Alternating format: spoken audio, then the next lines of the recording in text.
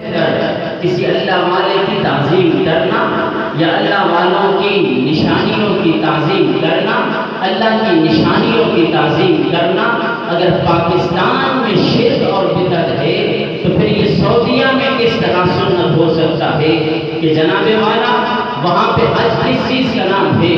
وہاں پہ 4 دیواری کا ایک کمرہ بنا ہوا ہے جسے کعبۃ اللہ شریف کا نام دیا جاتا ہے۔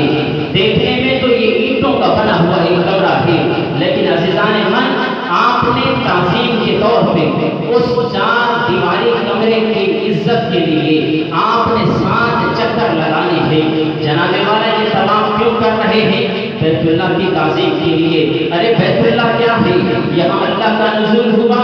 نہیں جناب والا، پھر ہم ان پتھروں کی پوجا کیوں کر رہے ہیں؟ ہم ان کی تعظیم کیوں کر رہے ہیں؟ اسی طرح پاکستان میں اگر ہم داتا علی حجویری رحمۃ اللہ تعالی علیہ کی مزار پہ چلے جائیں، خواجہ اجمیر چشتی رحمۃ اللہ تعالی علیہ کی مزار پہ چلے جائیں، حاجی حنبل بابا رحمۃ اللہ تعالی علیہ کی مقبرہ انور پہ چلے جائیں، لوگ تو ہمیں کہتے ہیں کہ جناب والا یہ تو بتوں کا احترام کر رہے ہیں، مرنے والا مر گیا اب اس کی قبر کی تعظیم کرنا۔ جناب والا اگر پاکستان میں رہ کر قبر کی تعظیم کرنا، داتا علی حجویری رحمۃ اللہ تعالی علیہ کی مزار کی تعظیم کرنا شرک اور بدعت ہے، تو پھر سعودیہ میں بیت اللہ شریف کے ساتھ چکر لگانا اور اس کا ادب و احترام کرنا، یا مقام ابراہیم جہاں پہ حضرت ابراہیم علیہ السلام، اسماعیل علیہ السلام کھڑے ہو کر انہوں نے بیت اللہ شریف کی تعمیر فرمائی، جناب والا اس کے سامنے سجدے کرنا۔ جناب والا کیوں سجدے کیے جا رہے تھے؟ کیوں وہاں پہ خدا کا نزول ہوا؟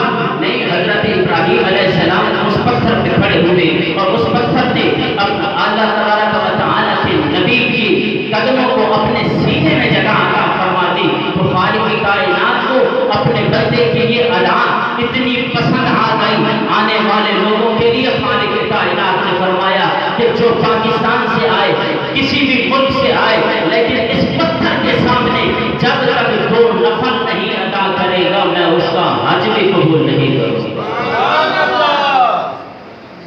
تو پھر جو چیز سعودی عرب میں جائز ہے وہ پاکستان میں کیسے ناجائز ہو سکتی ہے؟ یہ سعودی عرب کا دین اور ہے، پاکستان میں یا دیگر ممالک کے اندر دین اور ہے، شریعت محمدی صلی اللہ علیہ وسلم کوئی اور ہے۔ تو جناب والا آئیے، میں نے جو دعویٰ کیا وہ دعویٰ سماعت فرما لے۔ وہ تو تعریف میں نے آپ حضرات کے سامنے وہ بیان کی ہے جو کتابوں میں بھی موجود ہے۔ آئیے میں اپنے ذوق کی بات کرنے لگا ہوں کہ حج اور عمرہ یہ اللہ والوں کی اداؤں کا نام ہے۔ حج اور عمرہ یہ اللہ تعالیٰ کے پیاروں کی اداؤں کا نام ہے۔ تفصیلاً انشاءاللہ میں آپ حضرات کے سامنے قرآن اور احادیث پڑھوں گا۔ آئیے جو آیہ مبارکہ میں نے آپ حضرات کے سامنے خطبے کے اندر تلاوت کی ہے اس کو سماعت فرمائیں اور اس کا ترجمہ سماعت فرمائیں، اس کے بعد میں اپنے عنوان پہ آتا ہوں۔ تو جناب والا میرا ایک اپنا طور طریقہ ہے کہ جب میں خطاب کرنے لگوں تو اگر آپ کو وہ خطاب سمجھ آئے یا نہ آئے، آپ سبحان اللہ کہیں یا نہ کہیں، جس وقت میں پڑھوں رب کا قرآن تو پھر پوری مسجد آپ کی سبحان اللہ کی صداؤں سے گونجنی چاہیے۔ اب بھی مزہ نہیں آ رہا ہے، اب جتنا پسینہ میرا نکلے گا نا، کم از کم اس سے کم پسینہ آپ کا بھی نکلنا چاہیے، آدھا ثواب آپ کو بھی ملنا چاہیے۔ جو شخص ایک مرتبہ سبحان اللہ کہتا ہے اللہ تبارک و تعالیٰ اس کے 90 گناہ مٹا دیتا ہے،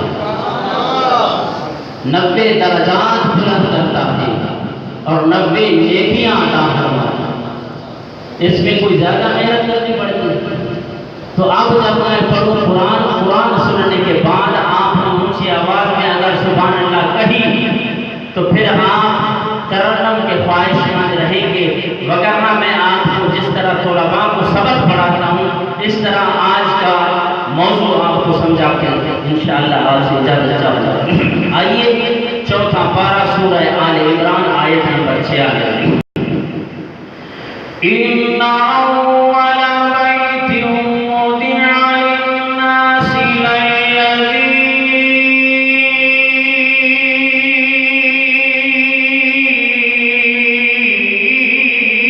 بِبَكَّةَ مُبَارَكًا وَهُدًى لِلْعَالَمِينَ۔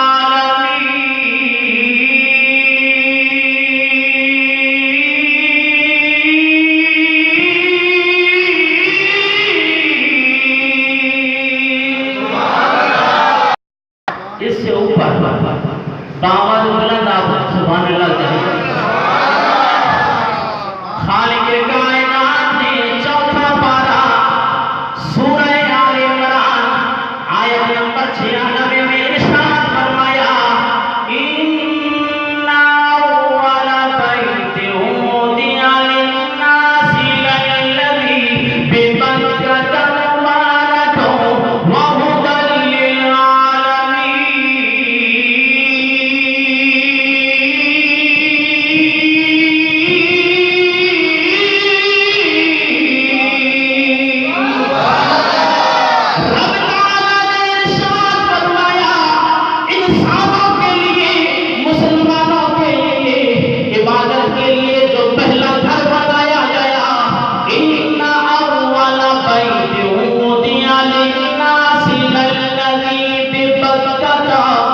خالق کائنات نے فرمایا ہم نے مکہ کو مسلمانوں کی عبادت کے لیے بنایا۔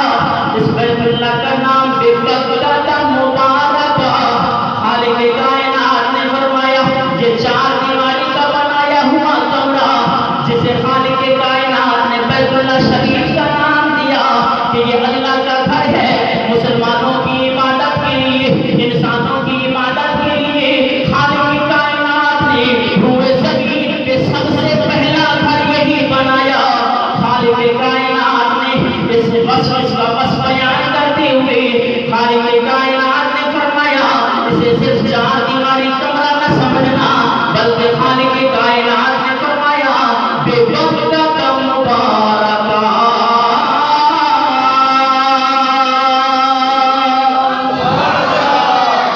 یہ جو بیت اللہ ہے یہ تو برکتوں والا ہے، اس میں عظیم عظیم برکتیں ہیں۔ مولا صرف اس میں برکتیں ہیں۔ خالق کائنات نے ارشاد فرمایا وَهُدًى لِلْعَالَمِينَ۔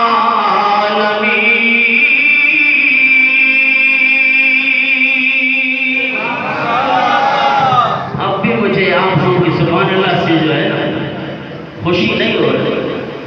او بھائی سبحان اللہ کا معنی کیا ہے؟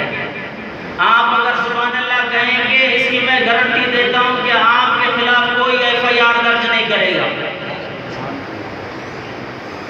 سمجھ رہے ہیں میری بات؟ سبحان اللہ کا معنی ہے اللہ پاک ہے۔ اللہ پاک ہے، جو اللہ کی پاکی ایک مرتبہ بیان کرتا ہے اللہ اسے 90 مرتبہ پاک فرما دیتا ہے۔ تو یار پھر بھی وکیل بنے بیٹھے تو جب قرآن سنتے جائیں بس آپ کی زبان میں سبحان اللہ کی آواز آنی چاہیے۔ اب قرآن پہ غور کیجیے۔ خالق کائنات نے ارشاد فرمایا إِنَّ أَوَّلَ بَيْتٍ وُضِعَ لِلنَّاسِ لَلَّذِي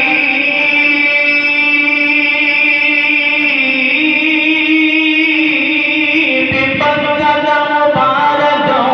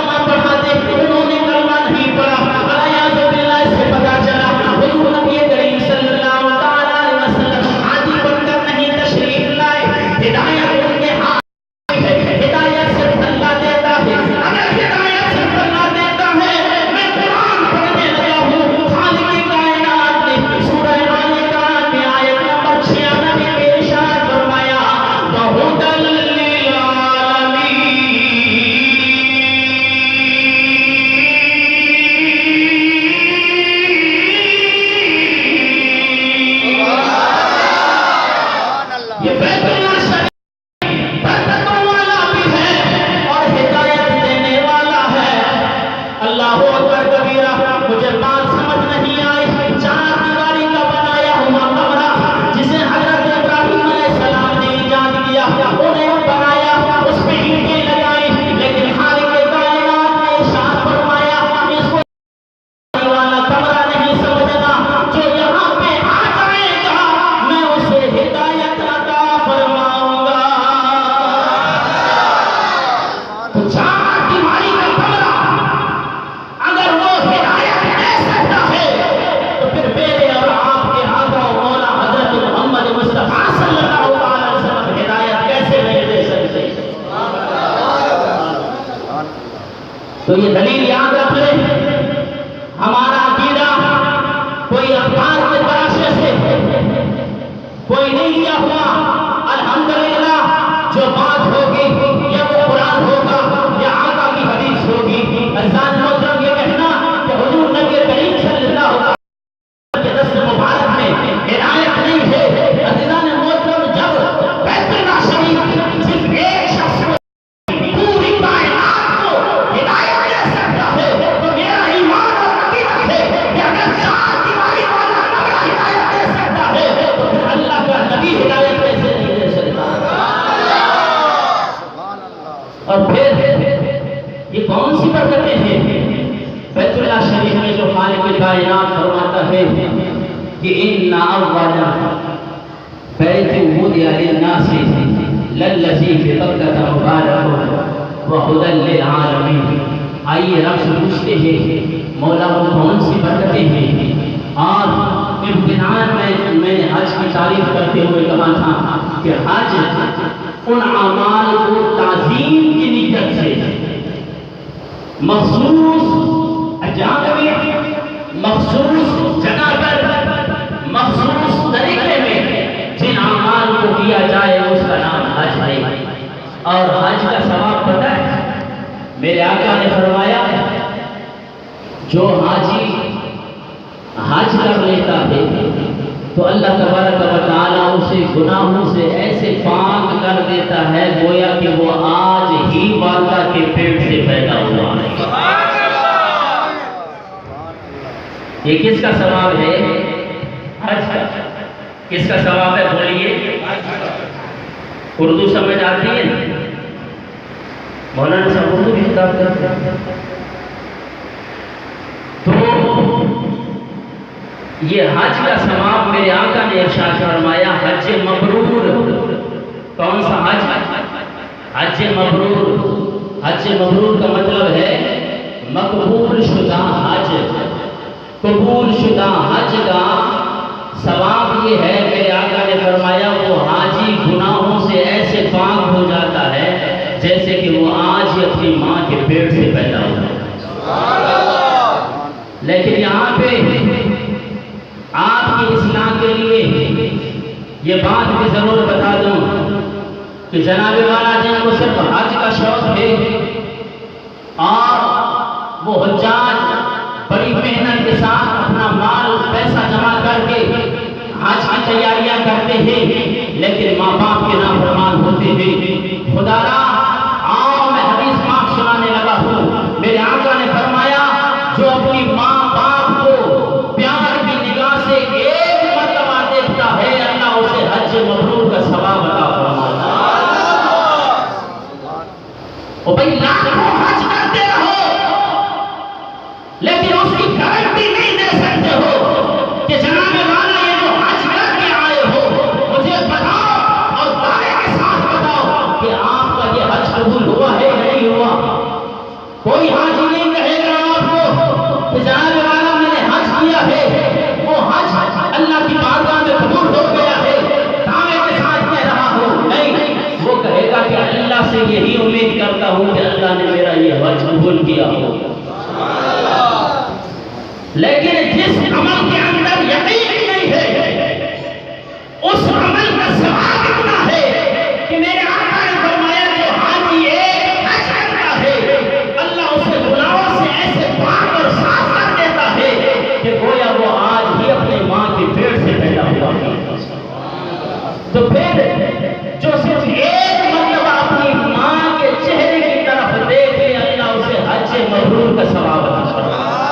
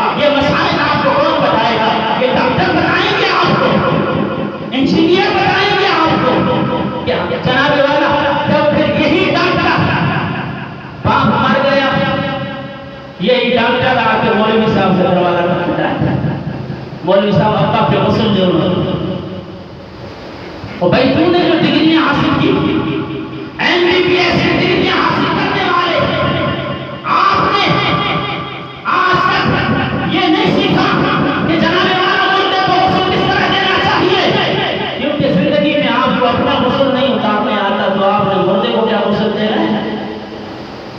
تو اس لیے تربیت کا فقدان ہے۔ خدا را اگر آج بھی اس سوچ کو بدلو گے، خدا کی قسم تمہارے گھروں کے اندر بہانے آ جانے ہیں۔ 4 بیٹے ہیں تو 2 بیٹے اللہ کی راہ میں دے دو۔ کیا سمجھتے ہو کہ ان مدارس کے اندر پڑھنے والے بھیک مانگتے ہیں؟ یہ تو آج ہم نے اپنے نظریوں کو بدل دیا ہے۔ جناب والا مولویوں کو خرید لیا گیا، علماء کو کیا جناب والا اسے تنخواہ دی جاتی ہے؟ آپ بڑا احسان کرتے ہیں علماء پر، نہیں عزیزان محترم، آپ کی ابتدا سے لے کے آپ کے مرجع میں تک آپ کا تعلق مسجد کے ساتھ ہے، آپ کا تعلق علماء کے ساتھ ہے۔ جناب والا بچہ پیدا ہوتا ہے، اذان کے لیے آئے تو علماء آئے، جناب والا بیٹا جوان ہوا، شادی کے لیے تیار آیا تو نکاح کے لیے مولانا آئے، جناب والا یہی بیٹا فوت ہو جائے اس کو غسل دینے کے لیے بھی مولوی آئے، اس کا جنازہ پڑھنے کے لیے بھی مولوی آئے، تو پھر آپ کس مرض کی دوا ہے؟ آپ نے ساری زندگی کیا سوچا ہے؟ خدا را اپنی سوچوں کو بدلیں، جن کی اولاد ہے آج سے مہیا کر لیں کہ ہم نے اپنے بچوں کو دین سکھانا ہے۔ آج جن جن لوگوں نے اپنے بچوں کو دین سکھایا ہے، خدا کی قسم اس کے مرنے کے بعد اس کی قبریں بھی روشن ہو گئی ہیں۔ اگر اپنی قبروں کو روشن کرنا چاہتے ہو، اپنے مستقبل کو روشن کرنا چاہتے ہو تو اپنے بچوں کو دینی تعلیم دے۔ دینی تعلیم سے انسان یا انسانوں کے بچے باادب بنتے ہیں۔ جناب والا ہم نے کبھی نہیں سنا کہ اسکولوں کا پڑھنے والا، یونیورسٹیوں کا پڑھنے والا جو ہے نا کام کا ادب و احترام کرتا ہو۔ الحمدللہ یہ ادب و احترام آپ کو مدارس سکھائیں گے، یہ مساجد سکھائیں گے۔ تو عزیزان محترم میں عرض کر رہا تھا کہ حج کو سمجھنا اب یہ اتنا طویل موضوع ہے کہ اس کو بندہ اگر بیان 15-20 جمعے میں گزر جائیں تو یہ ختم نہیں ہو سکتا، لیکن میں موٹی موٹی باتیں بتانے لگا ہوں آپ کو، اور اب صرف چند منٹ بچ گئے میرے پاس، پھر دوبارہ میں آپ کو آپ کا جذبہ دیکھنا چاہتا ہوں۔ اب بآواز بلند آخر تک سبحان اللہ کی آواز آئے، اونچی آواز میں، کیونکہ اب میں قرآن پاک پڑھنے لگا تھا کہ جناب والا خالق کائنات نے فرمایا یہ جو بیت اللہ شریف ہے یہ برکتوں والا ہے۔ مولا یہ برکتوں والا کیسے ہے؟ اس میں تو نازل ہوا؟ نہیں، خالق کائنات نے ارشاد فرمایا ان اول بیت وضع للناس للذی ببکۃ مبارکا وہدی للعالمین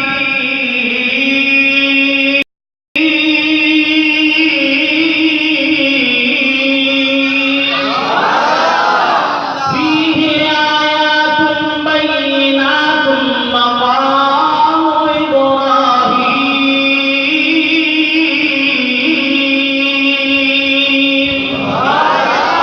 رب تعالیٰ نے ارشاد فرمایا یہ برکتوں والا اس لیے ہے، فیہ آیات بینات، کہ اس کے اندر واضح واضح نشانیاں ہیں۔ اے میرے مولا ہم تو یہ سمجھتے ہیں کہ نشانی اس چیز کو کہا جاتا ہے کہ جناب والا کسی نے قدم رکھ لیا، اگلے نے کہہ دیا کہ جناب والا یہ فلاں کے قدم کا نشان ہے۔ اے میرے پروردگار، کیا تو نے بیت اللہ شریف میں نزول فرمایا؟ کیا تیرا نزول بیت اللہ شریف میں ہوا کہ تو فرما رہا ہے فیہ آیات بینات؟